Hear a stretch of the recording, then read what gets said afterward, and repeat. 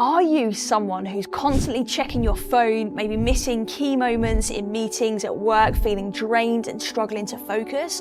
Or perhaps you're like the way I used to be and having these flashes of scrolling through social media and Netflix binges and responding to the endless emails. And I also know though that I'm not alone on this journey. So today we're diving into digital overload, why it's happening and how it's hijacking performance, and most importantly, how we can start to take back control. Now, most people will tell you to have a digital detox or cut down your usage, but the chances are you've either tried that and perhaps failed, or you've found it so hard, but you've managed to finally do it, but then you go back into that overload mode, right? And that's the reality that most of us are finding ourselves in.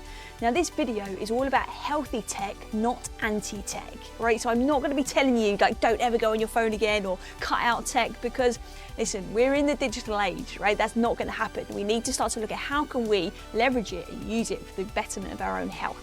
So my name's Charlotte and I've been in the health and wellbeing space for over 20 years, uplifting people to optimize their energy, feel happy and sustain high performance. And throughout all of those years, I've seen a massive shift in what's affecting our wellbeing the most. And honestly, one of the biggest culprits is not just poor diet, lack of exercise or poor stress management. It's also how we interact with technology, and digital overload is draining our mental and physical health in ways that often we don't even realize, and it's keeping us from showing up as our absolute best. So that's exactly why I want to talk to you about digital well-being today, because whether you're a leader in the workplace, an entrepreneur, or just someone who wants to feel more present, productive and in control, then understanding how to manage your digital habits can be an absolute game changer. And I tell you that from experience personally and professionally. So why does this even matter?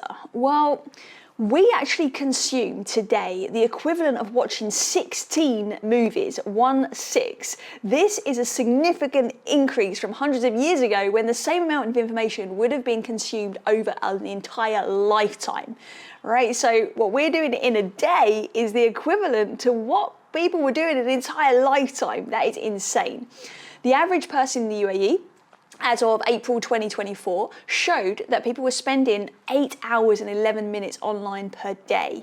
In the UK, we were looking at 4 hours and 12 minutes online per day. These numbers are really, really pushing the boundaries. Some of those hours and minutes may well be productive, but the length and the amount of time we're spending is impacting our well-being.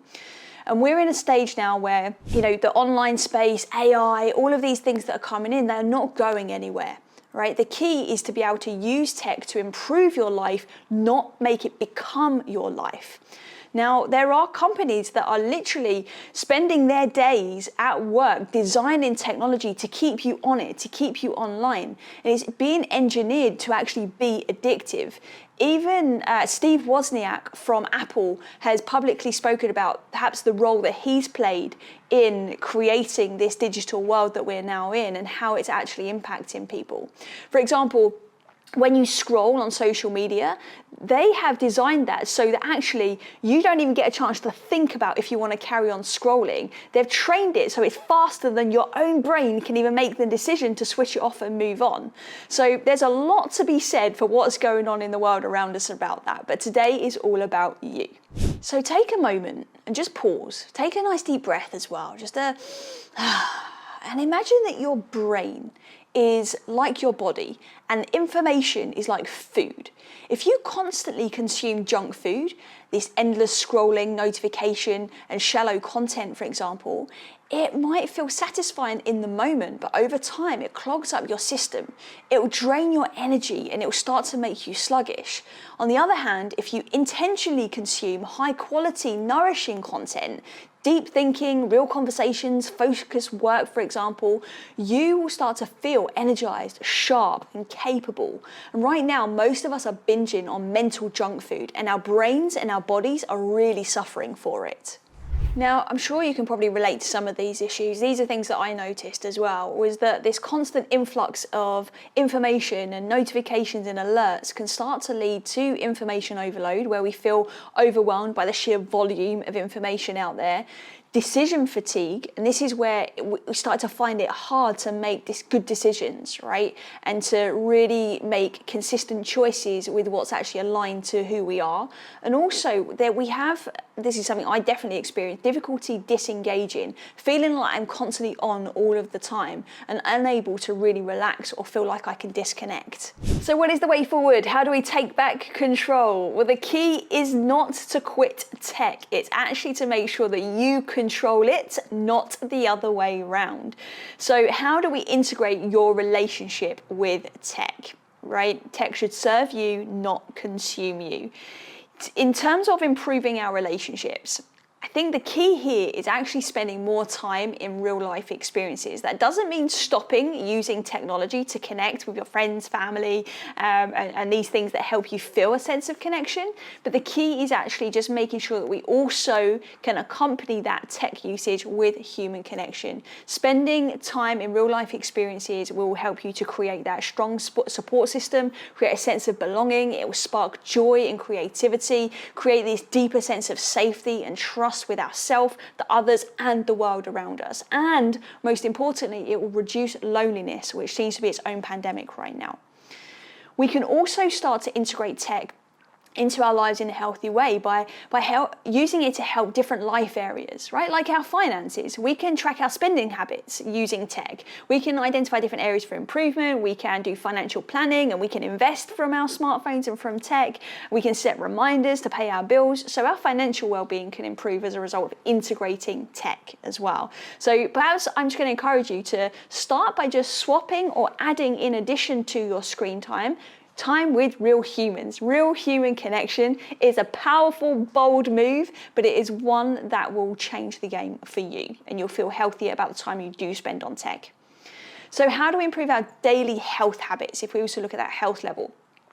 I think one of the key things that has helped me is to schedule white space, and that is screen-free time where I can actually just pause. I give my eyes a little bit of a rest from what I'm doing, but I can also just give my mind that little bit of time for recovery. And it can be really, really simple, right? There's a 20-20-20 rule that you can do, which is every 20 minutes, look at something 20 feet away for 20 seconds, right? If that's too much, just whenever you remember, look far away for 20 seconds, right? You'll be shocked at how much more focused and your ability to concentrate will become when you then go back to whatever device it is you're using. Having some phone boundaries can be really, really powerful, particularly no screens before bed, and having do not disturb modes when you need to get into some deep work. That can obviously be really helpful.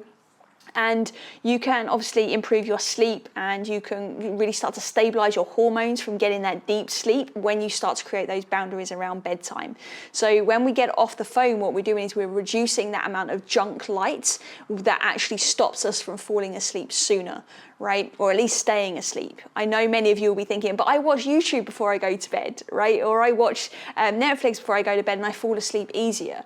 You might fall asleep, but the reality of you getting into a deeper sleep is a lot less. So if we can avoid any doom scrolling or Netflix binges and things like this before bed, all the better.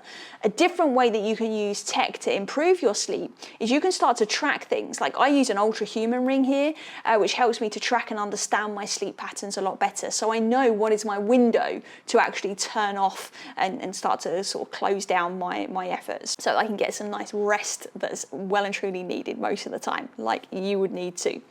So the other way that you can use tech intentionally for different life areas could be like nutrition, for example, right? You can sign up to like meal delivery service. Like here in the UAE, we have a really great one called Meals on Me, and they will allow you to do everything online, and boom, you get this healthy, hearty meal delivered straight to your front door.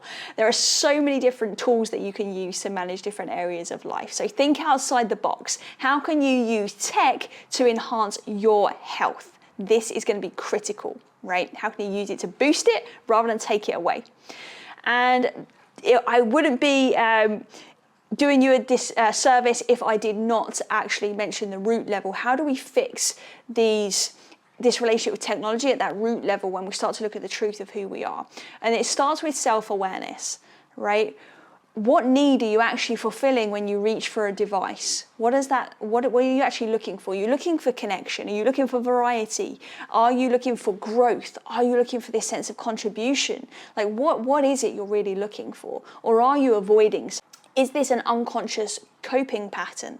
Are you thinking that distraction is the problem that you're trying to solve, but actually you're avoiding something that's happening inside of you? Maybe you're not feeling happy with your life right now or your life situation, and maybe we're using technology to avoid that. So the key is, let's turn around and face it, right? Because that's where the magic's really going to happen. You don't want to look back, when you're 80 years old and wish you'd spent more time on your device. You're going to look back and wish that you'd really made the most of it. You can also really start to notice patterns. If you're not sure and you're listening to this and you're thinking, oh, well, maybe I've got some unconscious patterns because I've tried to stop this addiction to tech, but actually I'm struggling. Do something really simple and just track. Keep a little technology diary, right? Where you track how much screen time you use, write down when you go to pick up your phone, how you were feeling at the time, and just watch yourself. So don't even try and change anything at first. Just watch yourself and observe yourself for the next week or so, and just start to look at when you start to do things, because that will be a good sign. Sometimes it's a sign that we are not feeling particularly regulated. So self-regulation is a really great way to actually start to improve our relationship with technology. So before you even pick up your phone, learn how to calm yourself, right? It might be just taking a deep breath, right? It might just be a right? That immediately sends a signal to your body to say, we're safe, it's okay, no matter what we see when we go online now is not going to stress us out, right? Even if there's 100 emails in there from the boss, right? Or if there's something pop up on social media that might trigger you. If we've taken a few deep breaths or a few deep sighs, then that can actually really help our mental state when we are using technology. And what you'll find is the more regulated you are, the better you actually are at staying off of technology, and you become a lot more mindful in your day-to-day life as well. And typically there are 3 different levels of well-being. We have, if you imagine a pyramid, we have at the top of that pyramid our life level, which is our day-to-day stuff. Then in the middle of that pyramid we have our health, right? All of the things that affect our day-to-day health. And then at the base of that pyramid we have our root level. And all of these things with regards to technology will affect all of those different areas of your life. The root level is that core and that deep sense of who we are. The health is our body, and life is that day-to-day activity, the external stuff that we can show up with. So when we experience technology, it can influence in one or more of those 3 levels. So the first one being, let's take the life level, right? Because this sometimes is the most obvious one, where we can sometimes experience social isolation, we can struggle in our relationships, maybe we're struggling to find work-life balance because of how much we use technology as well. Typically, one of the things that I found, particularly at work, was that struggling to actually do deep work and think strategically, which was hurting our business. It was hurting my own creative juices and my own levels of accomplishment, because I was really, really struggling to kind of get into that state of mind. The reality is as well that we are starting to really get hooked on it. Now, there was some data taken from the Digital Wellbeing Global Survey in 2024, which spanned across 35 countries and spoke to over 35,000 people. And half of them said that they were trying to take control in their day-to-day life, but they was really, really struggling. And 4 in 5 people also stated that they believe that it's harming them and that this addiction is sort of becoming out of control. These are just a few of the ways that it can affect us in day-to-day life. Now, I mentioned relationships earlier, but often we're seeing in relationships now that we are perhaps neglecting the in-person stuff for screen time, which is becoming a struggle. We are perhaps making more mistakes at work, we're making errors in judgment, we're finding it harder to communicate with those around us. Sometimes we're finding it harder to solve problems that were once quite easy to solve. And that ability to concentrate is really starting to shift.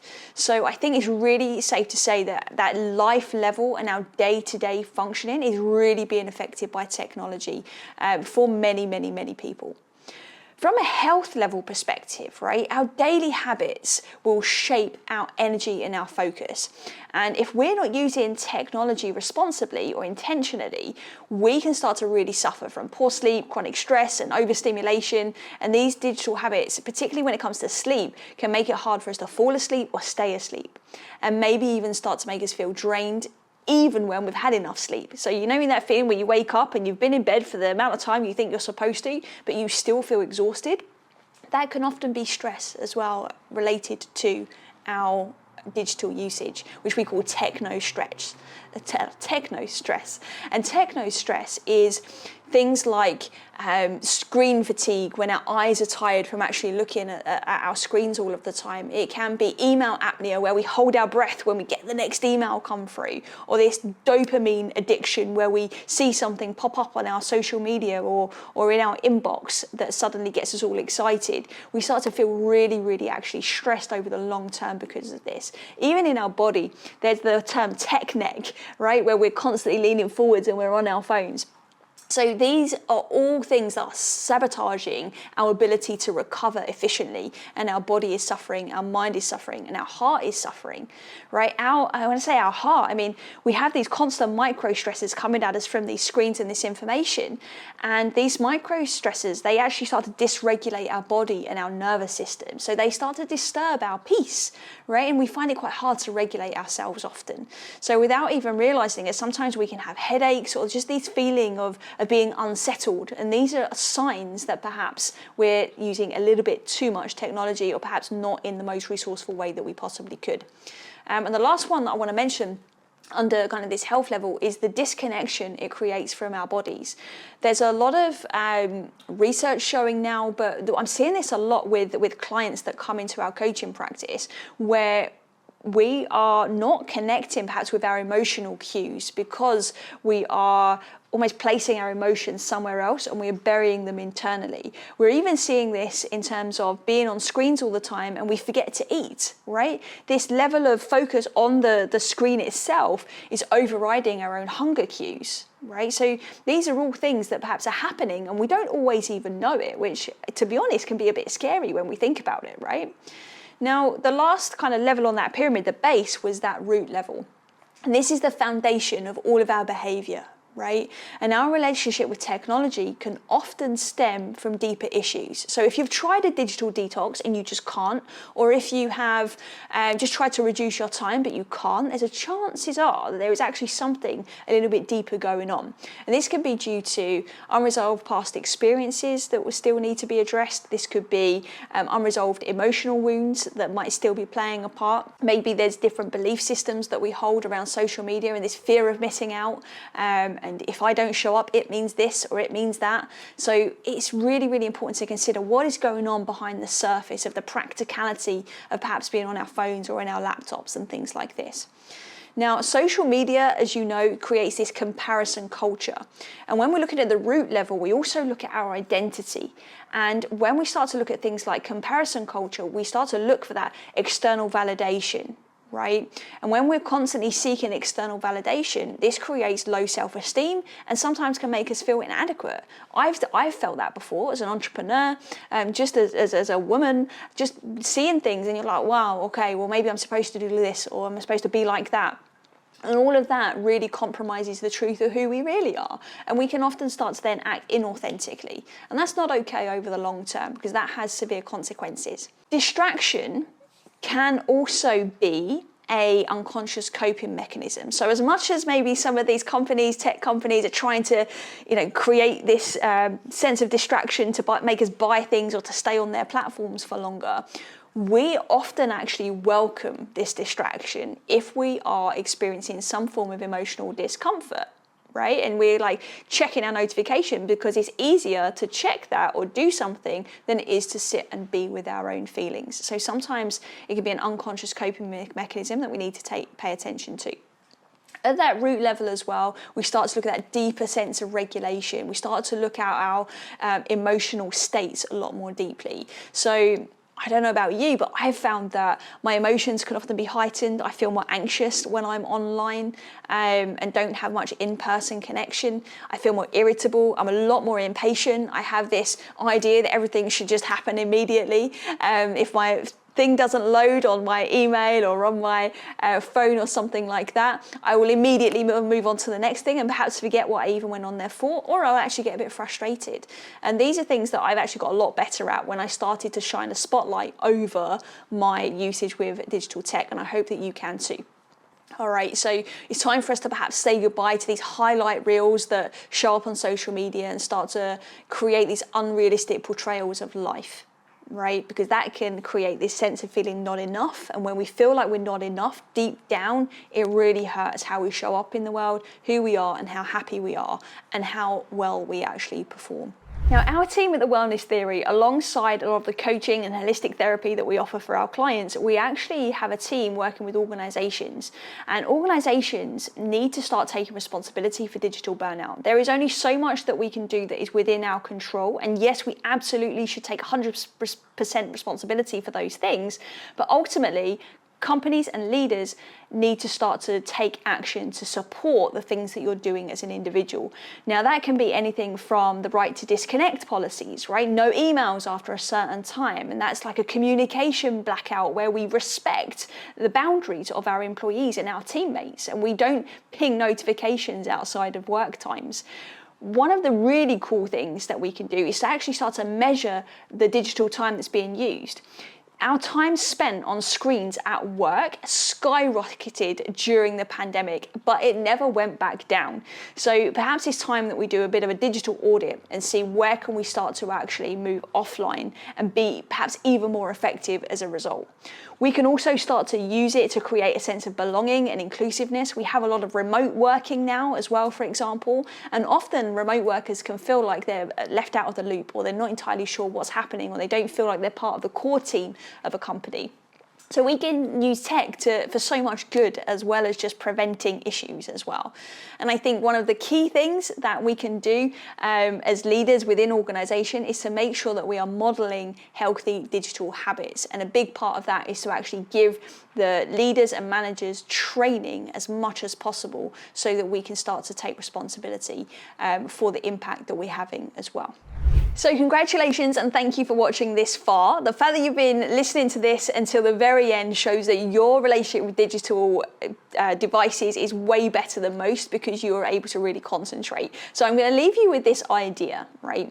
So I want you to think about your attention like it's a big water tank, and that every notification, email and social media ping is a small leak in that water tank. Individually, they might not seem like much, but over time, they start to drain your energy and your focus. And that's up until you start to run on empty. If you don't start to pitch the leaks by just setting boundaries or creating white space or being intentional with your usage of technology, you will always feel depleted, no matter how much you try and fill up your cup and to rest and give yourself all of this self-care. So think about your leaks. Where can you start to plug those leaks and really make the best of life? In this video, we've spoken about that digital well-being pyramid, how we need to look at our day-to-day behaviors with it so that we can start to integrate it into life and create meaningful experiences. We've looked at how to improve your health and sleep and how to regulate our energy. We've looked at perhaps some of those deeper insights as to how we can start to address some of those emotional drivers behind our technology habits too. So I challenge you to perhaps just try one thing that's resonated with you in this video. Drop a comment, let us know what it is. I would love to know and answer any questions that you might have. So please remember that tech should be your tool, not your trap. The choice is yours. I look forward to seeing you in further videos on well-being, happiness, and high performance. Hit that subscribe button if you haven't already. Take care. I'm your host, Charlotte Stebbing-Mills. Be well.